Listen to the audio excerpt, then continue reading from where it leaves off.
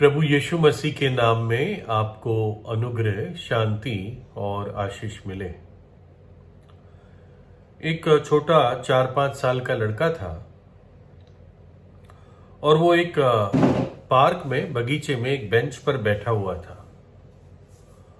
और शक्ल से लग रहा था कि वो काफी दर्द में है। उसकी शक्ल से महसूस हो रहा था कि ये काफी दर्द में है और बच्चा था तो बात को छुपा नहीं सकता था, चेहरे से भी चेहरे पर बात आ जाती है। तो एक सज्जन वहां से निकल रहे थे, उन्होंने उस लड़के को देखा और पूछा कि कोई परेशानी है तुझे, ऐसे क्यों, तुझे क्या हो रहा है? तो लड़का बोला कि मैं एक भंवरे पर बैठा हुआ हूं और मतलब वो मुझे चुभ रहा है। तो उस आदमी ने कहा कि फिर भंवरे ने अगर तुझे डंक मारा है, तुझे काटा है, तो तू उसको दबा के क्यों बैठा है, तू उठ जा वहां से। तो लड़के ने कहा नहीं, कि अगर मैं इस पर बैठा रहूंगा तो मेरे वजन से इसको ज्यादा दर्द होगा, उससे बढ़कर जो दर्द इसने मुझे दिया डंक मार के। तो भंवरा जैसे होता है, जब काटता है तो काफी दर्द और सूजन हो जाती है, रिएक्शन हो जाता है। और लड़के के मन में ये था कि इसने मुझे काटा, मैं उसको और दर्द दूं। वो अभी तक मरा नहीं था भंवरा, लेकिन वो उस पर बैठा हुआ था जबकि उसको दर्द था। और सिद्धांत उसके मन में क्या था, सिद्धांत तो नहीं कहेंगे, लेकिन उद्देश्य क्या था कि जितना दर्द ये मुझे देता है उससे बढ़कर दर्द मैं उसको दूं। लेकिन अपने दर्द से वो आजाद हो नहीं पा रहा था, लेकिन संतुष्टि ये थी कि मैं इसको ज्यादा तंग कर पा रहा हूं, मैं उसको ज्यादा दर्द दे पा रहा हूं। और ये कईयों का हाल होता है जब वो ऐसी ना क्षमा करने वाली बेंच पर बैठे रहते हैं। एक तो होती है क्षमा करने वाली स्थिति, व्यक्ति क्षमा कर सकता है, और एक होती है ना क्षमा करने वाली स्थिति या आदत या भाव या दिल। तो उसी बेंच पर बैठे रहते हैं और दोनों व्यक्ति जिनके बीच में झगड़ा है, टंटा है, कड़वाहट है, दोनों एक दूसरे को दर्द देते रहते हैं। लेकिन सच बात यह है कि व्यक्ति वो ही क्षमा कर सकता है जिसने खुद क्षमा का अनुभव किया है। और क्षमा का अनुभव वो व्यक्ति कर सकता है जो एहसास करता है कि मैंने गलती की है, मैंने पाप किया है, मैंने पवित्र परमेश्वर के विरुद्ध पाप किया है। तभी तो वो पाप मानेगा अपने। और पाप क्यों मानेगा? क्योंकि वो अपने आप को दोषी महसूस करता है और तब वो क्षमा पाता है परमेश्वर से। प्रभु यीशु मसीह ने ये एक दृष्टांत एक धर्मगुरु को कहा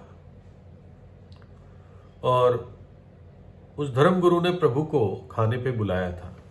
लूका 7 में है। फिर किसी फरीसी यानी धर्मगुरु ने उससे विनती की कि मेरे साथ भोजन कर। सो यीशु उस फरीसी के घर में जाकर भोजन करने बैठा। और देखो, उस नगर की एक पापिन स्त्री यह जानकर कि यीशु वह धर्मगुरु के घर में भोजन करने बैठा है, संगमरमर के पात्र में इत्र लाई और उसके पांवों के पास पीछे खड़ी होकर रोती हुई उसके पांवों को आंसुओं से भिगोने और अपने सिर के बालों से पोंछने लगी और उसके पांव बार बार चूमकर उन पर इत्र मला। यह देखकर वह धर्मगुरु जिसने उसे बुलाया था अपने मन में सोचने लगा कि यदि ये यीशु भविष्यवक्ता होता तो जान लेता कि ये स्त्री जो उसको छू रही है वो कौन और कैसी स्त्री है, क्योंकि वह तो पापिनी थी। यह सुन यीशु ने उसको उत्तर में कहा। धर्मगुरु ने मन में सोचा, लेकिन प्रभु यीशु उसको सुन पाया, क्योंकि वो परमेश्वर है। यीशु ने उसको कहा कि हे शमौन, जो उसका नाम था, मुझे तुझसे कुछ कहना है। और वो बोला, हे गुरु, बोल। और प्रभु यीशु ने कहा, किसी महाजन के 2 कर्जदार थे। 2 लोगों ने कर्ज ले रखा था इस महाजन से।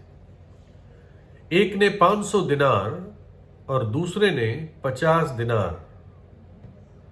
जबकि उनके पास लौटाने को कुछ ना रहा,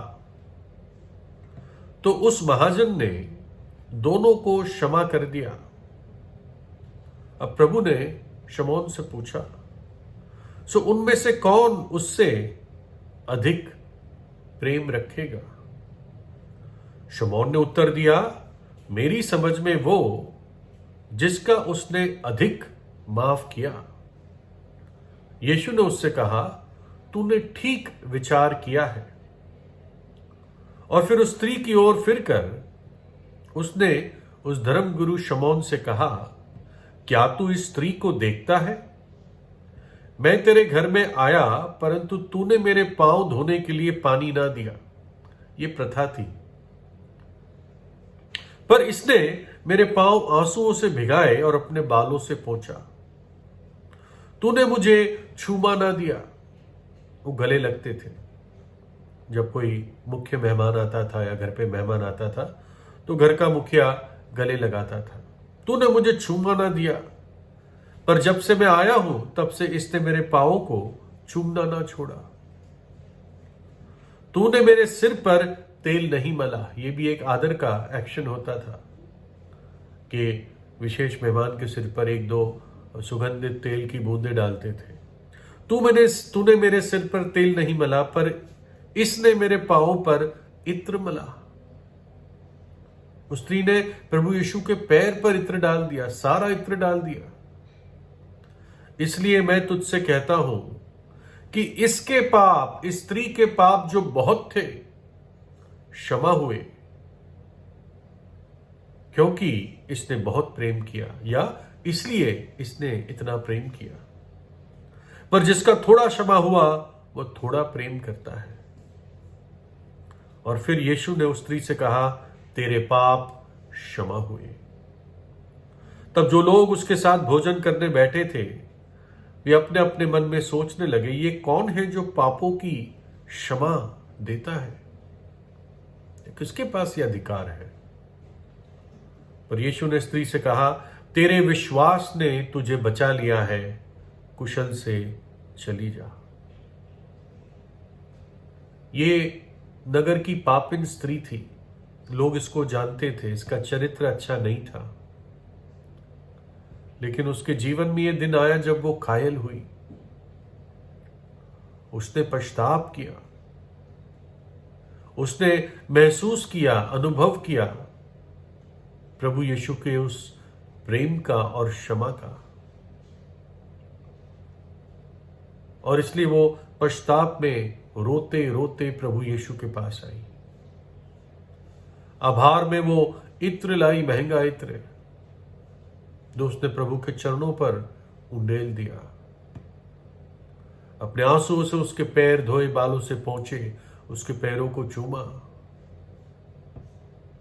उसने पहचाना कि ये पवित्र परमेश्वर देह धार कर हमारे बीच में खड़ा है, हमारे बीच में आया हुआ है।